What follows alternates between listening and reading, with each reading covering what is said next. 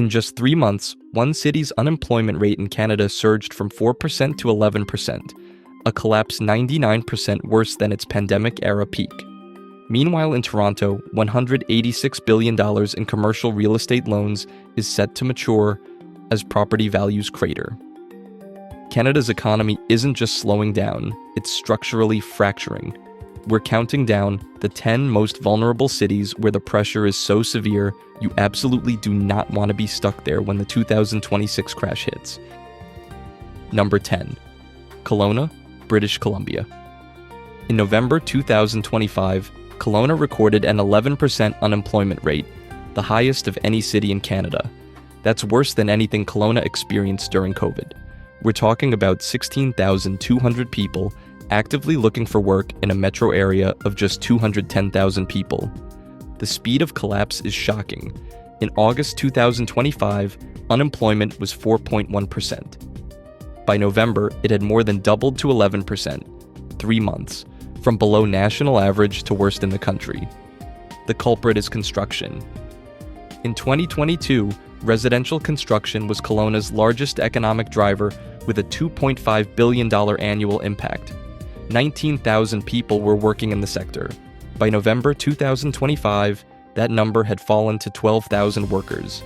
During the pandemic, remote workers flooded Colona for the lifestyle. Mountains, lakes, sunshine. Prices skyrocketed, driving a massive building boom. September 2023 was the peak. 920 housing units permitted in a single month. This month, the projection is 10 housing units, from 920 to 10, a 99% collapse. Builder confidence has been decimated. In 2021, confidence in selling a newly completed single-family home was 95%. Today it's 11.7%. Developers are canceling projects after taking deposits, returning money to buyers, and walking away because the economics don't work. The University of British Columbia, Okanagan, and Okanagan College have slashed staff as international students disappeared. Those students weren't just paying tuition, they were renting apartments, buying groceries, eating at restaurants. When they left, all that economic activity vanished. Kelowna's unemployment is nearly 3 times higher than Victoria's 4.1%, where government jobs have kept things stable. Economists are calling it staggering, dire, and worse than 2008 to 2009. The pandemic-era winner became a post-pandemic casualty. Number 9. St. John's, Newfoundland and Labrador. Newfoundland and Labrador has the highest unemployment in Atlantic Canada at 9.9% as of November 2025. The province consistently maintained double-digit or near double-digit levels throughout 2025. St. John's faces a demographic time bomb. Newfoundland has the oldest population in Canada with a median age of 48 years. The proportion of seniors aged 65 and over is projected to increase from 24.6% in 2024 to 29.7% by 2034. Individuals aged 55 and over already account for 46.1% of the working age population. The fishing industry, which once defined Newfoundland's identity, remains at its lowest employment levels on record. It's not coming back. The jobs that sustained generations simply aren't there anymore. The province carries the highest debt-to-GDP ratio in the entire country. When you're spending a massive portion of your budget servicing debt, there's no room for investments that create jobs and drive growth. The provincial deficit skyrocketed to $948 million. While there's talk of mega projects like Bay du Nord oil and Churchill Falls hydro expansion, these are years away from creating employment. Year-to-date employment averaged 245,300 in the January to November 2025 period, a decrease of 0.1% compared to 2024. That makes Newfoundland the only province in Canada where employment actually declined year over year. Every other province saw growth. Newfoundland went backward. Part-time employment increased by 12% year over year, while full-time employment declined by 1.5%. People are working fewer hours, earning less income, struggling to make ends meet. St. John's faces challenges with no easy solutions: aging population, youth outmigration, industries in terminal decline, high provincial debt, and zero fiscal capacity to invest in diversification. Number 8. Guelph, Ontario. Guelph just recorded the sharpest employment decline of any city in Ontario, down 7.4% year-over-year in June 2025. Manufacturing shed 6.9% of jobs as tariff uncertainty tore through supply chains. Then between July and August, unemployment spiked from 7.2% to 8.7%, 1 month. That's 1,500 jobs vanishing in a city where only 100,000 people are even in the workforce. The city's economy is built on auto parts manufacturing and food processing. Both sectors face automation pressure. When U.S. tariffs hit non-CUSMA compliant auto parts, Guelph's suppliers couldn't pivot.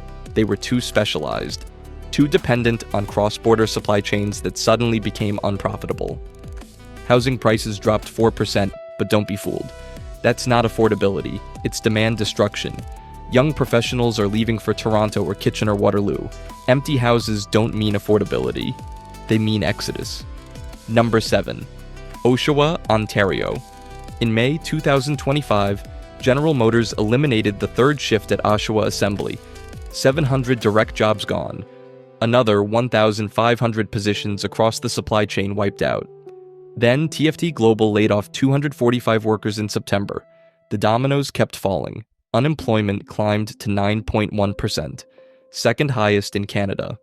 Year-over-year employment dropped 2.5%, while automotive manufacturing contracted 6.5%.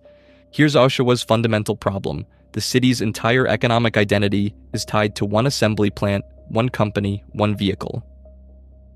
The Chevy Silverado. When GM talked about reorienting production toward Canadian customers, that was corporate language for reduced export volume and lower production. When U.S. tariffs made shipping vehicles across the border unprofitable, GM cut Oshawa's capacity. Now the city maintains massive infrastructure designed for an automotive boom that's not coming back. The factories are shrinking, but the roads, utilities, city services, those were all built for a much bigger operation. Number 6. Thunder Bay, Ontario.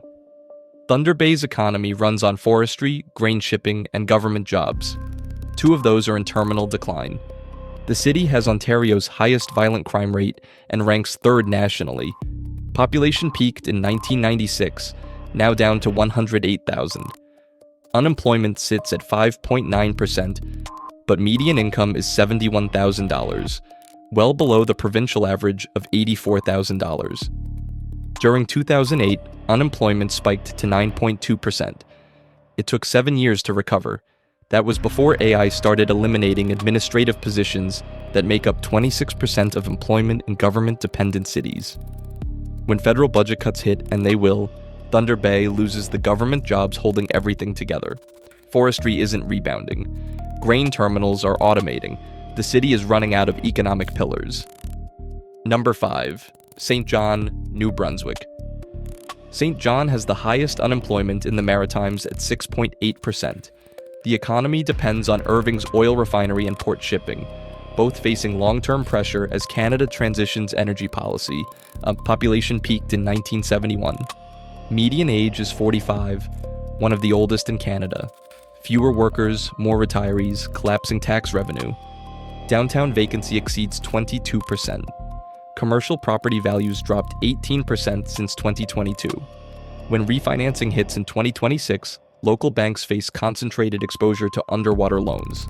The Irving refinery employs 3,000 directly and supports 10,000 jobs regionally. When federal climate policy accelerates refinery phase-downs, not if when, St. John has no economic backup plan, no diversification strategy, no alternative employer ready to absorb those workers. Number 4. Windsor, Ontario. Windsor hit 11.2% unemployment in July 2025, highest in Canada. In Q2 alone, employment dropped 4.3%, the sharpest quarterly decline of any Canadian city. Manufacturing shed 3,600 jobs as U.S. auto tariffs ripped through the sector. Right now, 30,000 people are actively searching for work. Unemployment has exceeded COVID pandemic levels. Think about that. The economic damage from tariffs is worse than a global pandemic lockdown. The vulnerability, 43.1% of Windsor's economy is automotive manufacturing. When Trump's tariffs hit CUSMA non-compliant parts and assembled vehicles, Windsor couldn't diversify.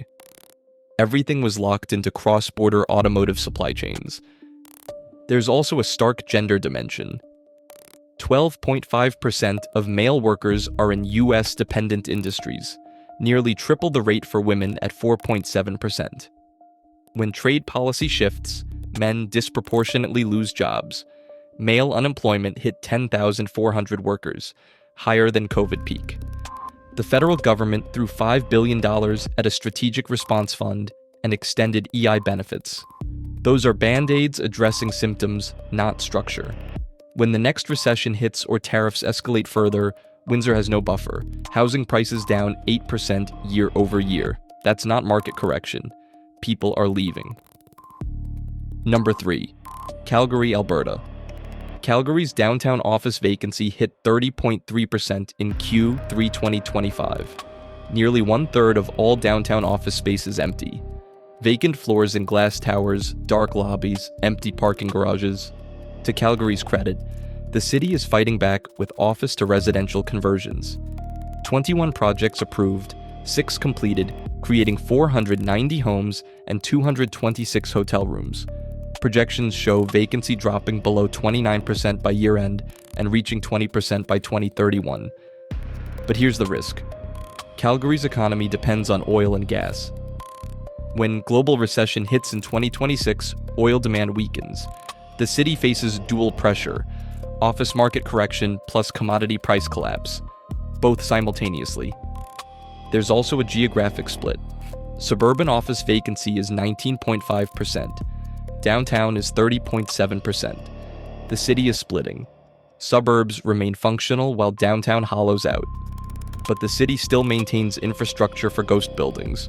Roads, utilities, transit, emergency services, all designed for a downtown that no longer exists at full capacity. Calgary ranks third because of current stress and vulnerability to external shocks. The office conversion program is smart policy, but it can't protect against a commodity crash. Number 2, Toronto, Ontario. Office vacancy hit 18.7% in 2024, jumped 6.3% in 12 months. The city has 3.8 million square feet of new office space under construction, delivering into a market nobody wants. Malinvestment on historic scale. Toronto's commercial real estate represents the largest concentration of value at risk in Canada. $186 billion in commercial loans maturing 2025 to 2027. Office-using employment fell 24,700 positions in 12 months ending June 2025, largest decline in Canada. The Big Five banks announced 18,000 combined layoffs. Tech companies, Shopify, Wealthsimple, Lightspeed cut hundreds more. Average asking rent fell 3.2% year over year to $32.50 per square foot. When vacancy rises and rents fall simultaneously, property values crater in real time. Toronto is twice as dependent on commercial real estate taxes as most Canadian cities. When property values drop 30 to 40% during refinancing, the city's fiscal model breaks. The challenge? Toronto depends on financial services facing AI-driven cuts, tech that's contracting, and real estate that fell 31% year over year in transactions. 3 pillars, all 3 shaking simultaneously. Number 1. Vancouver, Metro Vancouver, British Columbia. Vancouver ranks number 1, not because it's collapsing, but because it faces the most complex convergence of pressures. Office vacancy hit 12.6% downtown, lowest among major Canadian cities. But Vancouver is simultaneously experiencing 6 critical pressures. Population decline. BC became the first province to record annual population decline in Q3 2025. Study permit holders dropped 73,000, concentrated in Metro Vancouver. International student revenue that supported the economy is evaporating. Housing market correction, median prices dropped 2.8% quarter over quarter, 7 consecutive quarters of affordability improvement. But that's price destruction meeting demand collapse. When foreign capital stops and immigration reverses, Vancouver's entire economic model breaks. Trade dependency. Port of Vancouver cargo volumes down as China's economic slowdown reduces trade. The city depends on Asia-Pacific relationships that are weakening. Commercial loan exposure. $94 billion in commercial real estate loans maturing 2025 to 2027 across Metro Vancouver, concentrated in a city where office demand is falling and population is declining simultaneously. Other cities face one or two major pressures. Vancouver faces 6. Office market softening, population reversal for the first time ever, trade volume decline, foreign capital withdrawal, immigration policy U-turn, housing market correction, all 6 simultaneously. That's systemic pressure, not single-point failure. When recession hits in 2026, Vancouver can't rely on immigration to buffer housing demand, can't rely on foreign capital to support prices, can't rely on trade growth to sustain port employment, can't rely on student visa revenue to fill rental supply. The city built its growth model on assumptions that are reversing. That makes Vancouver the highest risk major market in Canada for 2026. So let's be clear, this is not about national collapse. The data confirms Canada's overall economy is still seeing moderation. But that is the dangerous illusion. The economic stress is not evenly distributed. It is structurally concentrated in these 10 regions. You have seen the full evidence, from the manufacturing core's tariff crisis to the total collapse of construction in Colona, the debt bomb in St. John's, and the dual commercial real estate crisis in the major metros. You now know the risks and you know the data. The next critical question is, which cities are stress testing the best, and where should you be positioning your capital and your future? I will be doing a video on this, so subscribe now and watch the full breakdown when it drops next week, and thanks for watching.